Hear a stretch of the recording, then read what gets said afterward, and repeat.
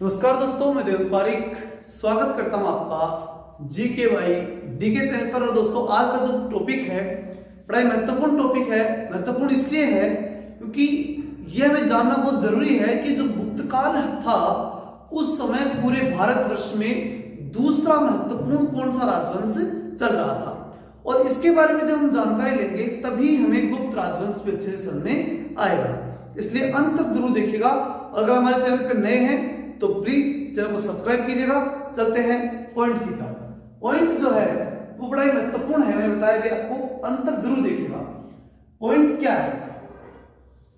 उस समय जब भारत में गुप्त शासन चल रहा था, उस समय आंध्र सातवाहन वंश, जो दक्षिण का एक महत्वपूर्ण वंश था, सातवाहन वंश, इस सातवाहन वंश के अधीन एक सामंत वर्ग था, और उस सामंत वर्ग का नाम था वाकाटक राजवंश। और ये लोग विदर्भ का जो क्षेत्र था, महाराष्ट्र के इस साइड में विदर्भ पड़ता है। ये बात मैंने पहले बताई थी आपको, और नहीं बताई तो आगे आपको और जानकारी इसके बारे में मिल जाएगी। अभी यहां देख लीजिए, ये महाराष्ट्र का क्षेत्र, उसके पूर्वी साइड में विदर्भ का क्षेत्र पड़ता है। इस क्षेत्र में एक सामंत वर्ग रहा करता था, और उस सामंत वर्ग का नाम था वाकाटक राजवंश। क्या नाम था? वाकाटक। ये वाकाटक जो है, इन्होंने पहले सातवाहनों के सामंत के रूप में काम किया, फिर उसके बाद में स्वतंत्र राज्य की स्थापना करके और अपने आप को एक वाकाटक राजवंश के रूप में स्थापित किया, जिनका गुप्तों के साथ वैवाहिक संबंध और इतना मजबूत संबंध रहा कि गुप्तों ने और वाकाटकों ने मिलकर के एक विशेष समय में, जिसकी हम चर्चा करेंगे भी, उस समय पूरे संपूर्ण भारतवर्ष के अंदर एक छत्र राज्य उन्होंने किया था। देखते हैं क्या स्थिति रही। वाकाटक वंश जो था उसकी सबसे इंपोर्टेंट बातें पढ़ते हैं। पहले सबसे पहले इंपोर्टेंट बात यह कि उन्होंने संस्कृत की एक शैली, वैदर्भ शैली, जो एग्जाम में बहुत महत्वपूर्ण है, एग्जाम के दृष्टिकोण से वैदर्भ शैली, तो वैदर्भ शैली का विकास किया। सबसे इंपोर्टेंट चीज है वैदर्भी शैली जो है उसका इन्होंने क्या किया? विकास, पहला काम। दूसरी बड़ी बात जो इनके संबंध में रही वो ये कि इन वाकाटकों ने जो है वो वैष्णव धर्म के अंतर्गत, या हम कह सकते हैं ब्राह्मण धर्म, ठीक है, उस धर्म को अपनाया जो सनातन धर्म था उसे, और उसके अंतर्गत विष्णु और शिव की, विष्णु और शिव, इनकी आराधना इन्होंने की। दूसरी बड़ी बात थी। अगली बात हम देखें तो इस वंश के अंदर जो है वो अजंता, इसी वाकाटक वंश के समय हमने पहले पढ़ा था कि अजंता की गुफाओं का निर्माण, जिसमें गुफा नंबर 16 और 17 का संबंध गुप्त काल से है, हमने बात पढ़ी थी। उसी संबंध में हमें पढ़ना है कि गुफा नंबर 16 और 17, इन दोनों को इन वाकाटक शासकों ने 16वीं और 17वीं गुफा, किसकी? अजंता की।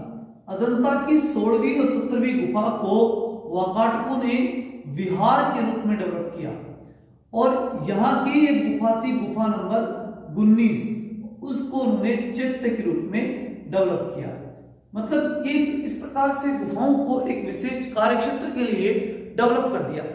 अब बात यह आती है कि इन दोनों गुफाओं जो कि अजंता की थी, इनको इन्होंने विकसित किया, और गुप्त काल का जो वर्णन है वो भी इसके अंतर्गत हमें देखने को मिला। इसका मतलब यहां पर इन्होंने अपनी कला का एक तरह से विकास किया। अब हम चलते हैं कि वाकाटक राजवंश की तरफ। ये तो इनके क्षेत्र के समय के महत्वपूर्ण कार्य थे जो हमने पढ़े। अब हम बात करेंगे कि वाकाटक राजवंश जो था उसकी शुरुआत किसने की? एक स्वतंत्र राज्य के रूप में किसने शुरुआत की? तो अभी हमने पढ़ा कि विदर्भ जो क्षेत्र था, ठीक है, वाकाटक कहां के थे? विदर्भ के, ठीक है। एक बात आपको ध्यान में परमानेंट रखनी है, क्योंकि यहां से दो शाखाओं का निर्माण आगे होने वाला है, आगे 2-3 शासकों पढ़ने के बाद, तब हमें ध्यान में रहना चाहिए कि कहां पर तो विदर्भ थे, विदर्भ में तो कौन थे, और महाराष्ट्र के मराठवाड़ा या वो जो बाकी क्षेत्र थे उन क्षेत्रों में कौन से लोग थे। चलते भी देखते हैं इसमें। वाकाटक राजवंश के अंदर विंध्य शक्ति नाम का एक शासक हुआ, विंध्य शक्ति, और इसने अपने आप को सातवाहनों से स्वतंत्र करके और वाकाटक राजवंश के रूप में स्थापना कर ली, मतलब एक स्वतंत्र राज्य की स्थापना कर दी। तो हम ये कहेंगे कि इसके क्या थे? संस्थापक थे। कौन? विंध्य शक्ति। किस राजवंश के? वाकाटक राजवंश के संस्थापक। अगली बात आती है कि संस्थापक में तो विंध्य शक्ति रहे, उसके बाद कौन आया? उसके बाद आता है प्रवरसेन। प्रवरसेन प्रथम। प्रवरसेन प्रथम जो था इसने, अच्छा ये वंश की शुरुआत कब हुई, ये भी इंपॉर्टेंट प्रश्न हो सकता है। तो 255 ईस्वी में, 255 ईस्वी के अंदर इस वाकाटक वंश की स्थापना विंध्य शक्ति ने कर दी। प्रवरसेन प्रथम की हम बात कर रहे थे। प्रवरसेन प्रथम पहला शासक था जिसने सम्राट की उपाधि धारण की। किसकी उपाधि धारण की? सम्राट की। किसमें? वाकाटक वंश में सम्राट की उपाधि धारण करने वाला पहला व्यक्ति कौन था? प्रवरसेन। दूसरी बड़ी बात, इसी राजवंश के अंतर्गत ये जो प्रवरसेन था इसी के संदर्भ में है वो ये, इसने 4 अश्वमेध यज्ञ करवाए। 4 क्या करवाए इसने? अश्वमेध यज्ञ। ठीक है, अश्वमेध यज्ञ को इसने करवाया। किसने? प्रवरसेन ने। तो ये दोनों इंपॉर्टेंट बातें थी। प्रवरसेन ने सम्राट की उपाधि धारण की, 4 अश्वमेध यज्ञ करवाया। प्रवरसेन के बाद इस वंश के अंदर 2 शाखाओं का उदय हुआ। पहली शाखा वो थी प्रधान शाखा, मतलब जो प्रवरसेन के साथ में थे उसे कहेंगे हम प्रधान शाखा। और एक जो था उस शाखा के अंतर्गत जो है वो यहां से अलग होकर के, मतलब ये जो इनका चल रहा था ना इससे अलग होकर के चला, जिसे कहा गया वासीय शाखा या वासीम शाखा। मैं अगर इसको सही रूप में लिखूं तो ज्यादा अच्छा रहेगा आपके लिए। वो ऐसे कि इधर में लिखूंगा वासीम शाखा और इधर में लिखूंगा प्रधान शाखा। इसका एक बड़ा रीजन है जो मैं बता देता हूं आपको। जो वासीम शाखा वाले जो लोग थे वो विदर्भ के इस साइड में, यानी अगर मैं इस विदर्भ वाले क्षेत्र में प्रधान शाखा को रखता हूं, ठीक है, जो कि निश्चित थी विदर्भ के क्षेत्र में थी प्रधान शाखा, तो इधर वाले क्षेत्र में कौन थी? वासीम शाखा। जो महाराष्ट्र के अंदर जो है, महाराष्ट्र जो है इसके अंतर्गत एक क्षेत्र पड़ता है, महाराष्ट्र में अकोला का क्षेत्र पड़ता है, और वहां पर जो है वो किस शाखा की शुरुआत हुई? वासीम की। मतलब मैं कह सकता हूं कि अकोला महाराष्ट्र के अंदर इन लोगों ने अपनी शाखा शुरू कर दी। अब किसने की? वासीम शाखा ने अपनी शुरुआत कर दी महाराष्ट्र के अंदर। अब इस शाखा में तो क्या हुआ, पहले तो इसी को पढ़ लेते हैं कि इस शाखा ने तो किस प्रकार से अपने आप को प्रकट किया। तो देखिए 305 ईस्वी में, 305 ईस्वी के अंदर सर्वसेन नाम का एक व्यक्ति, सर्वसेन, ये अपने आप को इस शाखा से अलग करके इस शाखा की शुरुआत किसने? वासीम शाखा की शुरुआत कर दी सर्वसेन ने। अब अलग करने के बाद इसने किया क्या? ये जो है साहित्यिक क्षेत्र में इसने उपलब्धि धारण की थी, इसलिए हरिविजय नाम की पुस्तक इसने लिखी। याद रखने के लिए सबसे बड़ी ट्रिक इसकी कि सर्वसेन, सबके ऊपर हरि ने विजय प्राप्त की। किसने विजय प्राप्त की? हरि ने विजय प्राप्त की। तो हरिविजय पुस्तक किसकी है? सर्वसेन की पुस्तक है हरिविजय। उसके बाद में हम देखें हरिविजय ने जब इसकी मतलब इस वासीम शाखा जो है इसकी शुरुआत की, तो इसके बाद कौन आया? हरिविजय के बाद यानी सर्वसेन के बाद, सर्वसेन ने हरिविजय की स्थापना कर दी, उन्होंने किताब लिख दी। अच्छा किसमें लिखी? बड़ी इंपॉर्टेंट बात है। तो इसने क्या किया था कि वैदर्भी काव्य ग्रंथ, ये क्या था? काव्य ग्रंथ। कहने का मतलब ये विदर्भ भाषा का एक महत्वपूर्ण काव्य ग्रंथ था। आगे हम चलते हैं। सर्वसेन के बाद इस वंश के अंदर जो दूसरा व्यक्ति आया था, महत्वपूर्ण व्यक्ति, वो कौन था? सर्वसेन के बाद इस वंश के अंदर आता है, वो आता है प्रवरसेन द्वितीय। प्रवरसेन द्वितीय ने क्या किया? इसने जो है इसने एक किताब लिखी सेतुबंध। क्या लिखी थी? सेतुबंध की रचना की। सेतुबंध की जब इसने रचना की थी, किसने? प्रवरसेन ने। तो ये कहा जाता है कि सेतुबंध की रचना करने के बाद कालिदास यहां पर आए और आकर के उन्होंने सेतुबंध में संशोधन करवाया। किसने करवाया? कालिदास ने। ठीक है, कालिदास आए और उन्होंने क्या करवाया? सेतुबंध के अंदर संशोधन। अच्छा मैंने कहा कि राजवंश किस समय का है? गुप्त काल का। तो गुप्त थे ना यहाँ पर, तभी तो कालिदास आया। कालिदास गुप्त शासन के अंदर महत्वपूर्ण कवि था, हमने पढ़ा इसके बारे में। तो कालिदास ने आकर के सेतुबंध में संशोधन करवाया। इसमें तो क्या करवाया इसने? संशोधन। ठीक है, और क्या किया? कालिदास ने खुद की एक महत्वपूर्ण रचना जिसका नाम था मेघदूत। क्या नाम था? मेघदूत। मेघदूत भी उसने जो है वो इसी प्रवरसेन के पास आकर के लिखी थी। और जो है इस मेघदूत को वैदर्भी संस्कृत की मैं बता आपको, संस्कृत का एक पार्ट था वैदर्भी शैली, संस्कृत की वैदर्भी शैली थी। संस्कृत की वैदर्भी शैली का विकास जो है करके कालिदास ने, और उसके अंदर वैदर्भी शैली का उपयोग किया। ध्यान रखिएगा, बहुत महत्वपूर्ण प्रश्न है। कालिदास ने अपनी किस पुस्तक के अंदर वैदर्भी संस्कृत का प्रयोग किया था? तो किसमें किया? मेघदूत के अंदर। आगे हम चलते हैं कि ये तो कौन सा था? वासीम शाखा। फिर हम बात करेंगे प्रधान शाखा की।